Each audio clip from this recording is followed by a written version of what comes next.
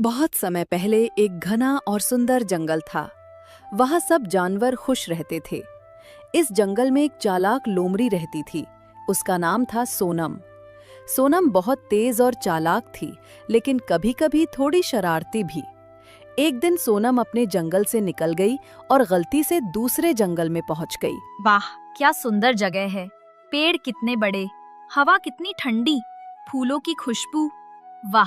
सोनम थोड़ा घूमी और फिर ध्यान आया कि रास्ता भटक गई है। अरे बाप रे, सूरज जल्दी डूब रहा है। अगर अंधेरा हो गया तो डर लगेगा। मुझे जल्दी घर का रास्ता ढूंढना होगा। रास्ता ढूंढते ढूंढते सोनम को एक बड़ा कंकाल दिखाई दिया। ये किसी बड़े जानवर का होगा और पेट भी तो भूख से मर रहा है। थोड़ी मांस मिल जाए तो मजा आ जाएगा। तभी दूर से भयानक दहाड़ आई। अरे, ये शेर की आवाज है। अगर ये यहाँ आया तो अब क्या करूं? सोनम जोर से बोलते हुए। वाह, क्या मजेदार शेर का मांस था। काश कोई और शेर मिल जाए, मजा आ जाएगा। पास की झाड़ियों में छिपा वीरू ये सुन रहा था। अरे बाप रे, ये तो बड़ी खतरनाक लोमड़ी है। शेर को भी खा सकती है।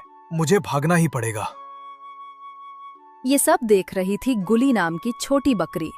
गुली सोचने लगी कि अगर ये बात वीरू को बता दे तो वो मेरा दोस्त बन सकता है। वीरू महाराज, इस लोमड़ी ने सिर्फ डराने के लिए नाटक किया था। वो ताकतवर नहीं है।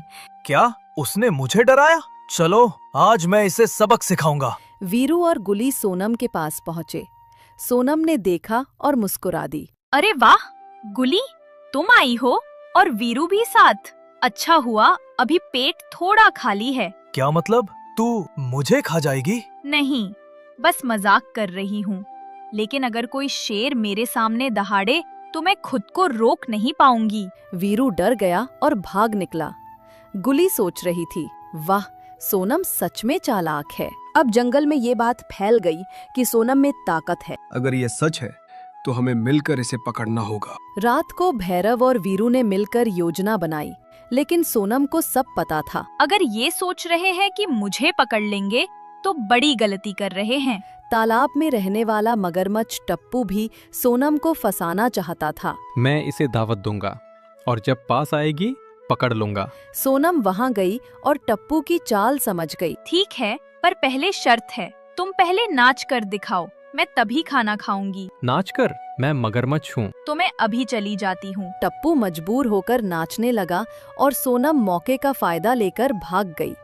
जंगल के जानवर समझ गए कि सोनम में असली ताकत उसकी बुद्धि और चालाकी है। सोनम, तुम सच में चालाक हो। धन्यवाद वीरू। याद रखो, बुद्धि से बड़ी कोई ताकत नहीं। और सोनम अपने जंगल लौट गई। अब उसे सिर्फ चालाक लोमड़ी नहीं, बल्कि जंगल की रानी कहा जाने लगा।